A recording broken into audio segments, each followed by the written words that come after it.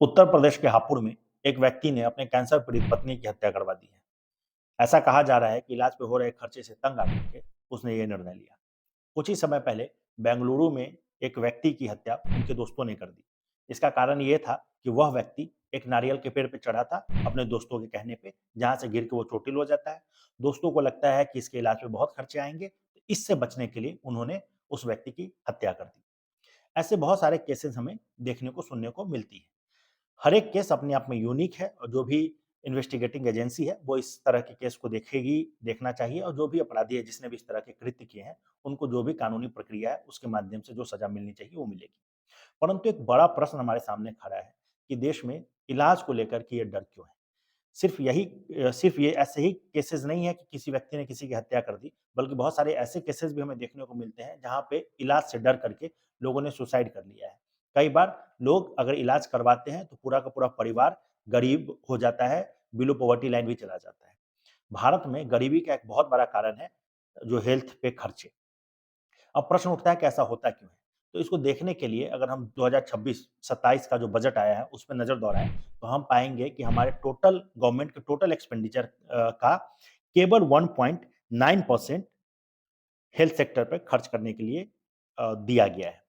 अगर जीडीपी के टर्म में बात किया जाए, तो ये टोटल जीडीपी का 0.26% होता है।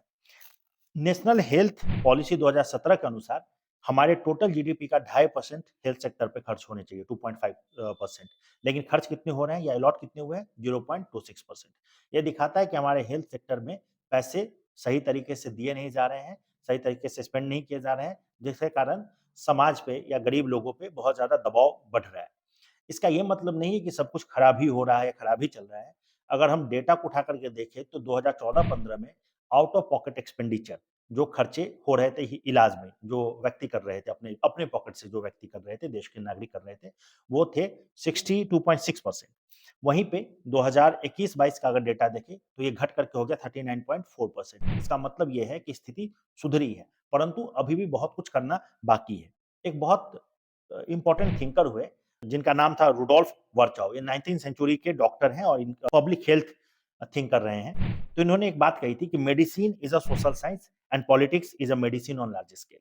मतलब तो इलाज की जब भी हम बात करते हैं या बीमारी की जब भी हम बात करते हैं, तो इसके बहुत सारे कारण होते हैं। बीमारी का कारण केवल बैक्टीरिया या वायरस नहीं है। बीमारी के कारण है बहुत सारी पॉलिसीज़ भी, कि हमारे यहाँ पानी किस तरह से वाटर का सप्लाई किस तरह से हो रहा है, या आप जो लोग रह रहे हैं, उनको रहने के लिए कैसा जगह मिल रहा है, पॉल्यूशन उसको किस तरह से किस तरीके से झेलना पड़ रहा है, पॉल्यूशन उनके हेल्थ को किस तरीके से खराब कर रहा है, खाने में न्यूट्रिशंस है या नहीं है। बहुत सारी चीज़ें हैं जो लोगों के अपने कंट्रोल से बाहर है, जिसके कारण लोगों का हेल्थ खराब भी होता है और उनके हेल्थ को ठीक करने की जो बातें होती हैं, वो पॉलिसीज़ का पार्ट है। यानी कि एक लार्जर पॉलिसी, हम हेल्थ सेक्टर पे कितने खर्च करते हैं, हमारे यहाँ कितने डॉक्टर्स हैं, उनकी ट्रेनिंग किस तरीके से हो रही है, एक डॉक्टर को बनाने में कितने पैसे खर्च हो रहे हैं। एक बहुत बड़ा मुद्दा है जिस पे बहुत ज़्यादा बात करने की ज़रूरत है।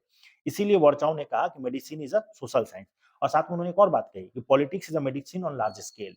यानी कि अगर पॉलिटिक्स ढंग से की जाए, तो ये लार्ज स्केल पे मेडिसिन का काम करेगा।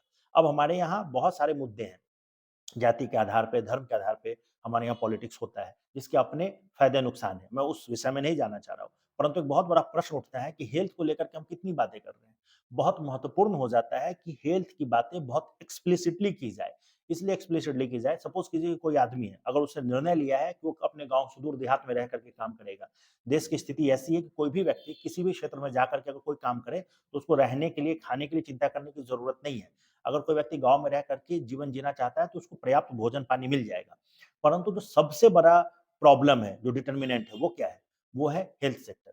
अगर किसी व्यक्ति के परिवार में कोई व्यक्ति बीमार हो जाता है या वो खुद ही बीमार हो जाता है, तो उसकी पूरी जो पूँजी है, जमा पूँजी, वो बर्बाद हो सकती है, उसकी स्थिति खराब हो सकती है। तो इसलिए बहुत सारी मजबूरी में लोग इस तरह से काम करते हैं कि अगर वो नहीं भी करना चाहते हैं, तभी भी उनको बहुत सारा काम करना पड़ता है, सिर्फ़ इस फ़ियर ऑफ अननोन के कारण, कि अगर तबीयत खराब होगा तो कैसे चीज़ें मैनेज करेंगे। इसलिए बहुत ज़्यादा ज़रूरी है कि सारी बहस को छोड़ कर के सिर्फ़ हेल्थ पे अलग से बात हो, कि भाई देश में कितने हॉस्पिटल्स हैं, कितने डॉक्टर्स हैं, हम कितने खर्च कर रहे हैं। अगर ये सबसे महत्वपूर्ण मुद्दा नहीं होगा, तो हम सब लोग सफ़र करेंगे। इसलिए बहुत ज़रूरी है कि हम इसे सबसे महत्वपूर्ण मुद्दा बनाएँ और किसी और मुद्दे के साथ हेल्थ को जोड़ कर के ना देखें, बल्कि इसको अलग से ही बात करें, ये बहुत ज़रूरी है।